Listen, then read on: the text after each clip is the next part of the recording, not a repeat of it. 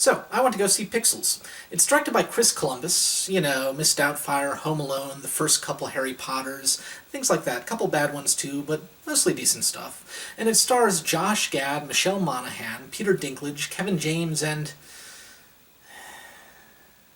Adam Sandler. Right up front, I'm going to say I didn't have high hopes going into this film. I generally don't enjoy Adam Sandler's movies.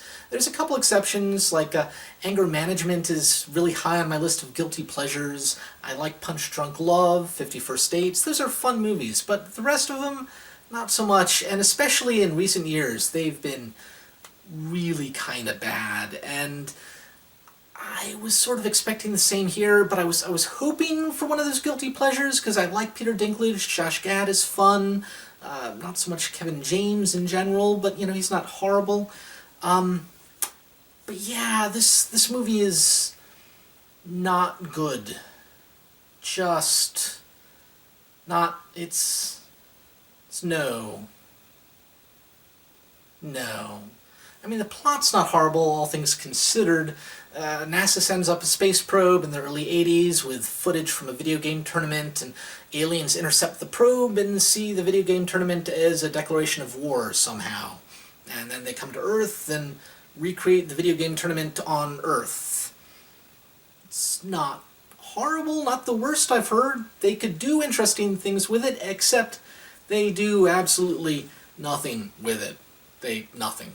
There's like a little blurb in there somewhere about how the aliens were peaceful until they found this probe, and that is just brought up in a line and never touched on again. And that's the most they do with the whole thing. It's the characters aren't developed. I mean, Adam Sandler's character in the beginning doesn't progress. I guess all he does is he learns to stop going in for the patterns in video games and just play like he's one of the characters and hit the reset button like modern gaming, and that's his progression. And Kevin James plays the president, and his thing is at the beginning he has a low popularity rating, and at the end he has a high popularity rating because he backed the people who saved the world. And I don't know. They don't do anything. Nothing changes. There's nothing. It's just stupid jokes throughout. They're not. If you like the Adam Sandler movies and you like the jokes in Adam Sandler movies, it's the same. It's all the same sort of stuff. There's nothing different. There's nothing new, nothing different, nothing fun, it just did nothing for me in that regard. I did not like most of the characters, exception being Peter Dinklage's character. Not so much that his character was any better, it's just he's the only one who really seemed to be trying, and well, Josh Gad seemed to be trying too, but his character was like that. He was that sort of basement dwelling nerd, basically. So his character is just not pleasant. Peter Dinklage was at least entertaining and trying. Josh Gad was trying and just had nothing to work with.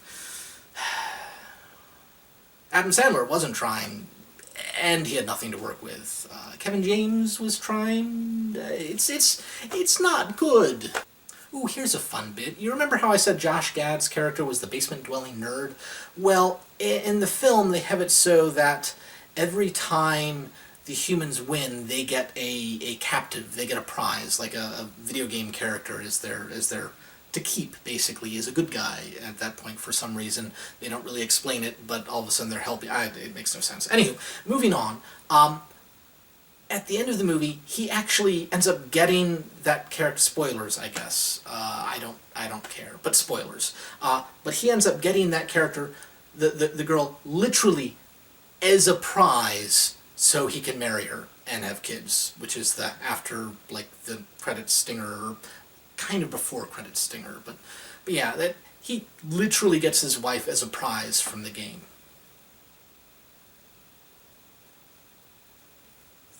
Okay, to be fair, it's not completely horrible.